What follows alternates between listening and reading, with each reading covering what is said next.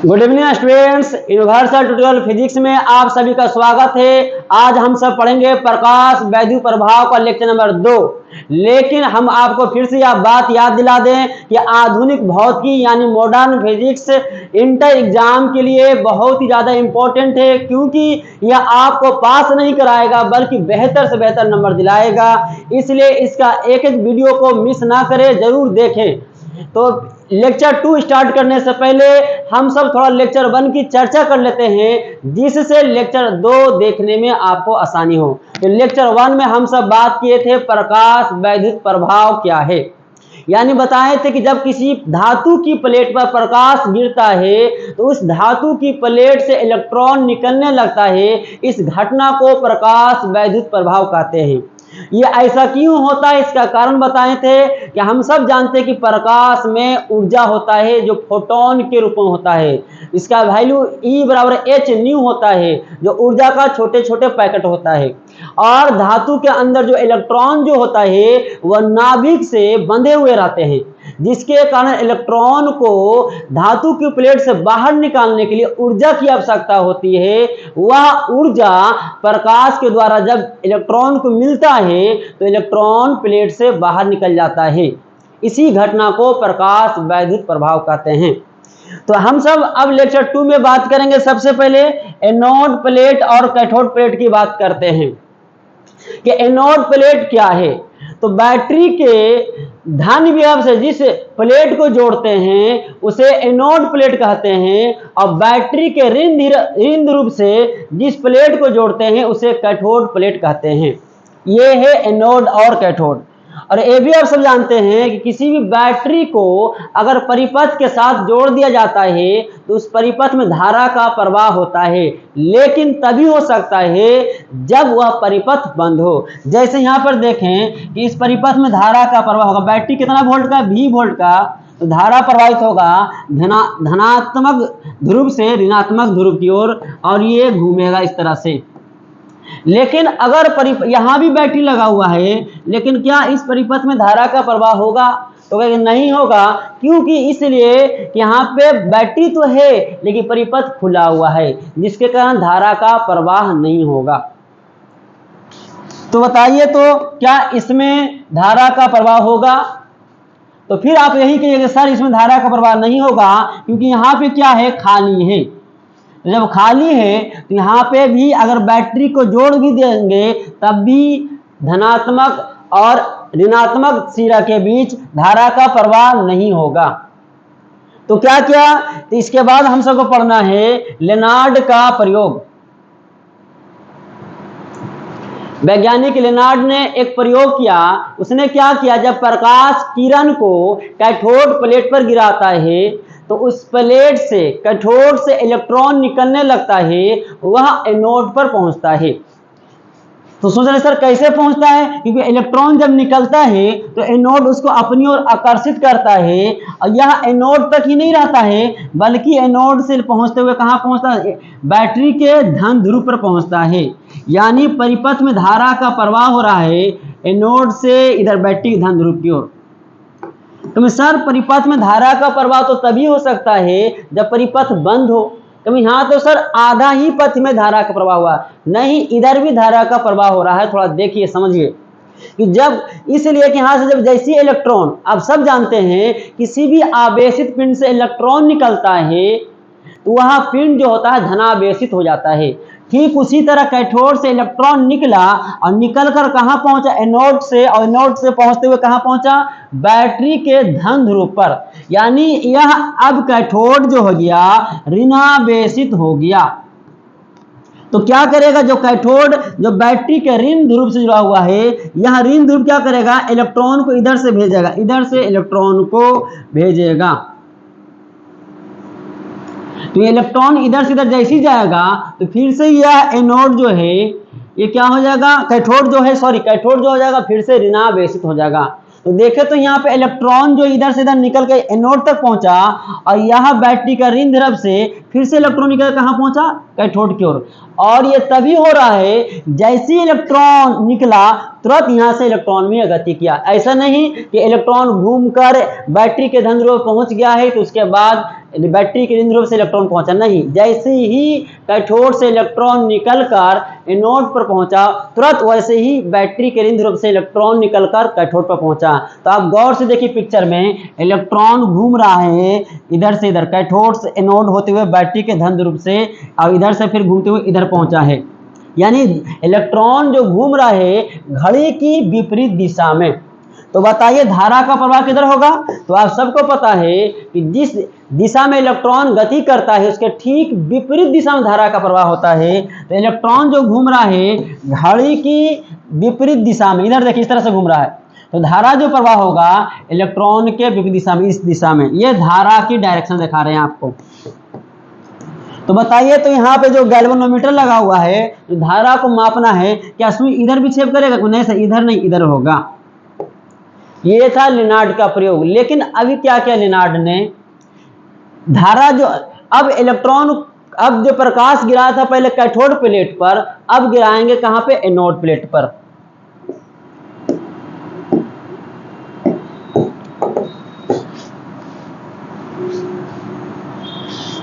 अब क्या करेंगे यहाँ पे देखिए, थोड़ा सा यहाँ पे जो हैगा,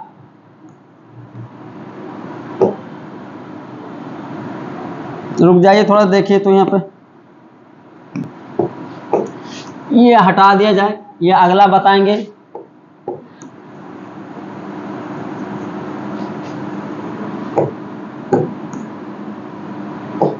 ये आपका कैथोड लिखा हुआ था,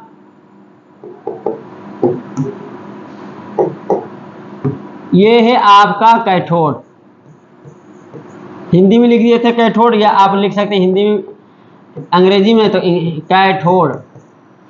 अब वैज्ञानिक क्या किया कि प्रकाश को कैथोड प्लेट पर नहीं गिराएगा, बल्कि कहां पर गिराएगा? एनोड प्लेट पर। जैसे इस तरह से गिरा रहे हैं, देखिए तो क्या होगा? एनोड से भी तो इलेक्ट्रॉन निकलेगा, क्योंकि एनोड के अंदर भी तो इलेक्ट्रॉन है। पिंड जरूर धनावेशित है, लेकिन इसमें धनात्मक आवेश की संख्या ज्यादा है, लेकिन इलेक्ट्रॉन तो है इसमें, क्योंकि हर प्लेट में इलेक्ट्रॉन होता है। तो यहाँ पे इलेक्ट्रॉन है, तो क्या करेगा? अब यहां से इलेक्ट्रॉन तो निकला, लेकिन यह इलेक्ट्रॉन कैथोड प्लेट पर पहुंच नहीं पाता है। तो बताइए, तो ऐसा क्यों हो रहा है? तो आप सोच रहे होंगे सर, ये इलेक्ट्रॉन तो ऋणात्मक होता है और कैथोड भी ऋणात्मक है, यानी इस ऋणात्मक क्या कर रहा होगा? प्रतिकर्षित कर रहा होगा, धक्का दे रहा होगा। क्योंकि आप सब जानते हैं कि ऋणात्मक आवेश एक दूसरे को धक्का देता है, इसलिए इलेक्ट्रॉन एनोड से कैथोड पर नहीं पहुंचता है। तो पता ये चला कि एक ही स्थिति में परिपथ में धारा का प्रवाह होता है। वो कब है? जब प्रकाश की किरण कैथोड प्लेट पर गिराएंगे, तब उससे इलेक्ट्रॉन एनोड पर पहुंचकर परिपथ में धारा का प्रवाह करेगा।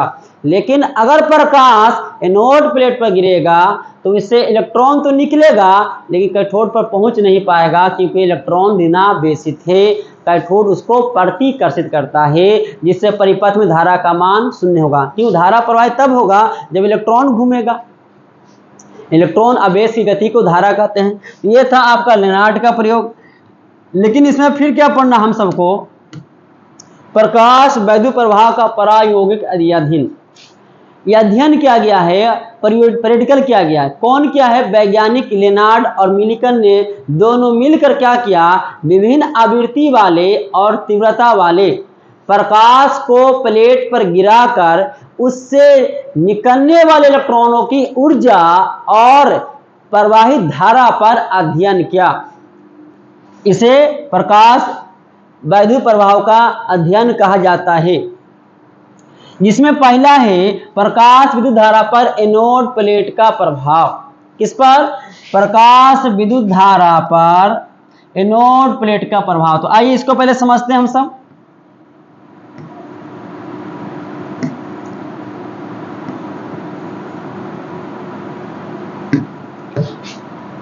तो क्या किया? सबसे पहले वही काम किया कि जब प्रकाश को किस पर गिराया? कैथोड प्लेट पर गिराया, तो कैथोड से इलेक्ट्रॉन निकला, यह इलेक्ट्रॉन एनोड पर पहुंच गया और परिपथ में धारा प्रवाहित हुआ।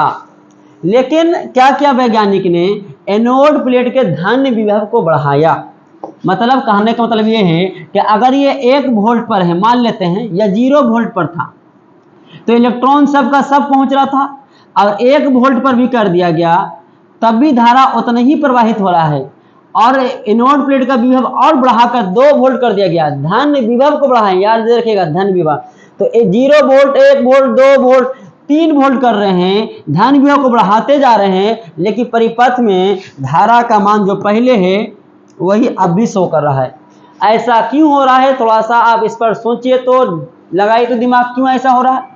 तो आप सोच पा रहे होंगे कि सर अगर एनोड प्लेट का धन विभव को बढ़ा रहे हैं और परिपथ में धारा में कोई परिवर्तन नहीं हो रहा है, इसका मतलब यह हुआ कि जितना इलेक्ट्रॉन कैथोड से निकलकर एनोड पर पहले पहुंच रहा था, अब भी उतना ही इलेक्ट्रॉन कैथोड से निकलकर एनोड पर पहुंच रहा है। क्योंकि धारा प्रवाहित हो रहा है किसके कारण, ये हम पहले भी चर्चा कर चुके हैं लेनार्ड के प्रयोग में, कि कैथोड से निकलता है इलेक्ट्रॉन और एनोड पर पहुंचता है और परिपथ में धारा का प्रवाह होता है। जितना अधिक इलेक्ट्रॉन कैथोड से निकलकर एनोड पर पहुंचे, जितना अधिक इलेक्ट्रॉन कहां पहुंचे, एनोड पर, जितना अधिक इलेक्ट्रॉन कहां पहुंचे, इलेक्ट्रॉन पर, तो धारा का मान बढ़ेगा। जैसे अगर 1 सेकंड में 3 इलेक्ट्रॉन पहुंच रहा है तो धारा का मान कुछ होगा, आई मान लेते हैं। अगर 1 सेकंड में 6 इलेक्ट्रॉन पहुंचता है नोड पर, तो धारा का मान तो वो दोगुना हो जाएगा कि 6 इलेक्ट्रॉन के कारण धारा निकलेगा। अगर फिर अगला 1 सेकंड में अगर 9 इलेक्ट्रॉन पहुंचता है तो धारा का मान तो और बढ़ जाएगा, तिगुना हो जाएगा। लेकिन यहाँ पे धारा में कोई परिवर्तन नहीं हो रहा है एनोड के विभव बढ़ाने पर। इसका मतलब तो यही हो रहा है कि जितना 1 सेकंड में जितना इलेक्ट्रॉन पहले एनोड पर पहुंच रहा था, अगर मान लेते हैं कि 3 इलेक्ट्रॉन नहीं पहुंच रहा है, तो बाद में भी धन विभव बढ़ाने पर भी 3 इलेक्ट्रॉन पहुंच रहा है। क्योंकि ऐसा इसीलिए हो रहा होगा कि हम सर इलेक्ट्रॉन जितना निकलेगा कैथोड से उतना ही तो एनोड पर पहुंचेगा। अगर 1 सेकंड में 3 इलेक्ट्रॉन निकलेगा तो 3 वो पहुंचेगा। अब इसका विभव बढ़ा देंगे, 6 वोल्ट कर देंगे तो 6 इलेक्ट्रॉन को खींच लेगा, जितना पैदा होगा उतना ही तो एनोड पर पहुंचेगा। जैसे एक टंकी में 1000 लीटर का पानी है और कोई व्यक्ति जो है एक नल के द्वारा उस कितना पानी निकालेगा, 1000 लीटर। कोई व्यक्ति सोचता है कि ऐसा करते हैं उसमें 2 नल लगा देते हैं तो क्या 2000 लीटर पानी निकलेगा? नहीं सर, 1000 लीटर निकलेगा पानी। नहीं सर, ऐसा करते हैं कि 3-4 नल लगा देते उस 1000 वाला टंकी में, तो क्या 4000 लीटर पानी निकलेगा? नहीं, 1000 ही निकलेगा। क्योंकि जितना उसमें उत्पन्न होगा उतने ही तो बाहर निकलेगा। तो एनोड पर उतना ही इलेक्ट्रॉन पहुंचेगा जितना कैथोड से इलेक्ट्रॉन निकलेगा। तो यहाँ पे कैथोड से इलेक्ट्रॉनों की निकलने वाले इलेक्ट्रॉनों की संख्या में कोई वृद्धि नहीं हो रहा है। क्यों नहीं हो रहा है? ये तभी हो सकता है, आप पढ़ाए हैं बढ़िया से लेक्चर 1 में, इसलिए हम बार बार बोलते हैं कि आप लेक्चर 2 देखने से पहले आपको लेक्चर 1 जरूर जाकर देखें, जिससे लेक्चर 2 देखने में और मजा आवे और आपको अच्छे ढंग से समझ में आ जाए। तो क्या ज़्यादा इलेक्ट्रॉन कब निकलेगा? तब आप जानते हैं कि सर प्रकाश की तीव्रता बढ़ाएंगे तो गिरने वाले कैथोड पर फोटोनों की संख्या बढ़ेगा, और जितना ज़्यादा फोटोन कैथोड पर गिरेगा उतना अधिक इलेक्ट्रॉन कैथोड से निकलेगा। लेकिन यहाँ पे तो प्रकाश की तीव्रता का कोई चर्चा ही नहीं हो रहा। इसका मतलब निकलने वाले इलेक्ट्रॉनों की संख्या नियत है, जितना इलेक्ट्रॉन निकल रहा था पहले उतना ही एनोड पर पहुंच रहा है। तो इसका ग्राफ कैसा होगा थोड़ा देखें तो, 0 वोल्ट पर धारा 3 इलेक्ट्रॉन पहुंचा, तो 3 इलेक्ट्रॉन के धारण मान लेते हैं आई, स्मॉल आई लिए हैं। तो धारा का ग्राफ देखें तो, लेकिन कहें कि नहीं सर 1 वोल्ट पर, तो अब बताएं 1 वोल्ट पर कितना इलेक्ट्रॉन पहुंचेगा? मैं सर 3 इलेक्ट्रॉन पहुंचेगा, तो फिर से धारा का मान क्या हो जाएगा? वो यहाँ पे आई हो जाएगा। अब वोल्ट कितना कर लेते हैं? 2 वोल्ट, 3 वोल्ट, तो देखो तो धारा का मान कितना होगा? सब में आई ही होगा। तो इसका ग्राफ फिर खींचिएगा, इस तरह से आएगा। ये आपका ग्राफ आ गया। धारा क्या पता चला? एनोड प्लेट के धन विभव को बढ़ा रहे हैं, धारा में कोई परिवर्तन नहीं हो रहा है। लेकिन अब क्या करते हैं? एनोड प्लेट के विभव को घटाते हैं, ऋणात्मक करते हैं। देखें तो क्या होगा? जैसे ही ऋणात्मक करेंगे, ऋणात्मक इसको जैसे ही करते हैं -1 वोल्ट पर, धारा में कमी आ जाता है। तो ऐसा क्यों? थोड़ा सोचिए तो, क्योंकि सर धारा में कमी इसलिए लगता हो रहा है कि जितना पहले इलेक्ट्रॉन पहुंच रहा था अब उससे कम पहुंच रहा है इलेक्ट्रॉन। हाँ, यही बात है कि 3 इलेक्ट्रॉन पहले पहुंच रहा था, तो अब इसका मतलब 2 इलेक्ट्रॉन पहुंच रहा है। तो लेकिन क्यों ऐसा हुआ? क्योंकि पहले तो वेलकम हो रहा था, स्वागत कर रहा था, 0 पॉजिटिव था, तो इलेक्ट्रॉन को अपनी ओर क्या कर रहा था? आकर्षित कर रहा था, यानी वेलकम कर रहा था। लेकिन अब ऋणात्मक होने से क्या हुआ? आने वाले इलेक्ट्रॉन को क्या कर रहा होगा? विरोध कर रहा होगा, धक्का दे रहा होगा। तो जिस इलेक्ट्रॉन की एनर्जी कम होगा वो इलेक्ट्रॉन रुक गया होगा, और जिसका एनर्जी ज्यादा होगा पहुंच रहा होगा। क्योंकि हम सब जानते हैं कि किसी भी धातु के अंदर जो इलेक्ट्रॉन जो होता है वो अलग अलग कक्षाओं में होता है, और जब अलग अलग कक्षाओं में होगा तो सबकी ऊर्जाएं अलग अलग होगा। सब लेक्चर 1 में बताए हम। तो सब अलग अलग ऊर्जा होगा, तो इलेक्ट्रॉन जब कैथोड प्लेट से निकलेगा तो सारे इलेक्ट्रॉनों की ऊर्जाएं क्या होगा? अलग अलग। तो जिसका मतलब जिस इलेक्ट्रॉन की ऊर्जा कम वो इलेक्ट्रॉन नहीं पहुंचेगा। आइए एक छोटा सा आपको एग्जांपल देकर समझाते हैं। एक एग्जाम लिया, एग्जाम का लेवल थोड़ा सा बढ़ा दिया, तो 100 बच्चा एग्जाम दे रहा था, लेवल पहले कुछ नहीं था, सबको वेलकम, सबको पास कर रहा था, सबको आसानी से पास कर दिया। जो पढ़ने वाला था वो भी पास हो रहा था, जो नहीं पढ़ने वाला वो भी पास हो रहा था, क्योंकि वहां पे वेलकम, स्वागत हो रहा था। लेकिन एग्जाम का लेवल थोड़ा सा टाइट कर दिया तो क्या होगा? अब कुछ बच्चे क्या होगा? फेल हो जाएगा। 100 बच्चे में 20 बच्चा फेल हो जाएगा और 80 बच्चा पास करेगा। इसका मतलब क्या हुआ? जितने बच्चे थे पढ़ने वाला, सबका नॉलेज क्या था? अलग अलग था। तो जिसका नॉलेज कम होगा वो फेल हो जाएगा। लेकिन एग्जाम का लेवल और टफ कर दिया जाए तो सर जो 20 बच्चा फेल होता, अब 40 बच्चा फेल होने लगेगा। इसका मतलब वही पास कर रहा था जिसका एनर्जी नॉलेज ज्यादा होगा।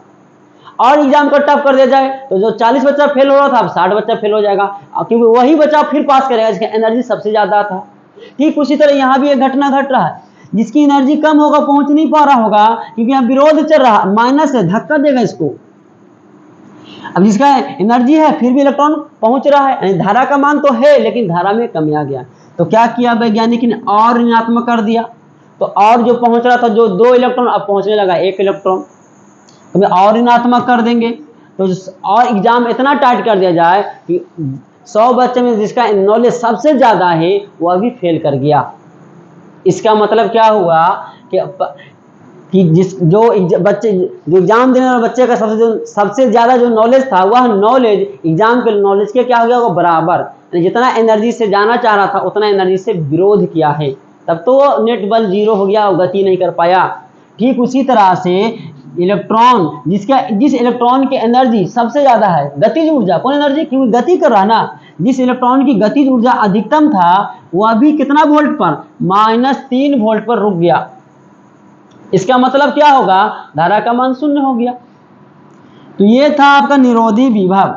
कौन विभव था? इस विभव को क्या बोलते हैं हम सब? निरोधी विभव। यानी एनोड प्लेट का वह ऋण विभव जिस पर कैथोड से निकलने वाले इलेक्ट्रॉन की अधिकतम गतिज ऊर्जा वाला भी इलेक्ट्रॉन एनोड पर नहीं पहुंच पाता है, अर्थात परिपथ में धारा का मान 0 होता है। तो इस ऋण विभव को निरोधी विभव कहते हैं। तो इसका अगर आप क्या होगा इस तरह से देखें तो अभी बाकी इसका अगर आप में यहाँ पे ऋणात्मक किए थे, -1 वोल्ट, -2 वोल्ट, -3 वोल्ट, देख रहे होंगे कि धीरे धीरे ऋणात्मक करते जा रहे होंगे, धारा का मान घटते घटते घटते घटते यहाँ पर आके क्या हो गया? 0। सबको पता ही एक्स अक्ष मान लेते हैं, तो एक्स अक्ष पर वाई का मान 0 और वाई अक्ष पर एक्स का मान 0। तो यहाँ पे एक्स नहीं, विभव वाला है, एनोड प्लेट का विभव का लाइन है, तो इस लाइन पर धारा का मान 0, तो जब यहाँ पर आएगा तो धारा तो 0 हो जाएगा। तो ये ग्राफ है विद्युत धारा और एनोड प्लेट के विभव के बीच। उम्मीद है कि आपको यह लेक्चर नंबर 2 अच्छे ढंग से समझ में आया होगा, और बाकी जो बचा हुआ लेक्चर 3 में हम इसकी चर्चा करेंगे, प्रकाश विद्युत धारा पर प्रकाश तीव्रता का प्रभाव और प्रकाश विद्युत धारा पर प्रकाश की आवृत्ति प्रभाव। इसके बात करेंगे लेक्चर 3 में। तो आप इसको बढ़िया से बार वीडियो को गौर से देखें और समझने की कोशिश करें। उम्मीद है कि 100% समझ में आएगा, लेकिन अगर समझ में नहीं आता है तो कमेंट या ऑफलाइन के जरिए आप हमें ज़रूर बताएं। तो फिर मिलते हैं हम सब नेक्स्ट वीडियो में इसी एनर्जी, इसी जोश के साथ। तब तक के लिए धन्यवाद।